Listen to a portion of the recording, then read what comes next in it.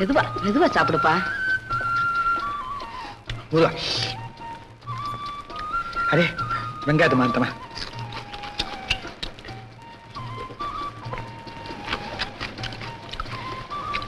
எப்படி பாருக்கு? அமிர்தமா இருக்குமா? ஏன் இருக்காது? நீ ஏழ்மையில சுகத்தை காண்ற ராஜு.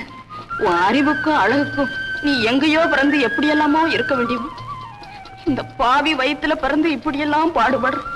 அப்படியெல்லாம் சொல்லாதீங்கம்மா. எல்லா வசதி இருந்தும் தாயன்பில்லாம தவிக்கிற பெரிய லட்சாதிபதியை விட தன்னை பெற்ற தாய் உயிரோடு இருந்து ஒவ்வொரு நாளும் அவங்கள கும்பிட்டு கூலி வேலை செய்யற என்ன போன்ற ஏழை தொழிலாளிங்க எவ்வளவோ உயர்ந்தவங்க.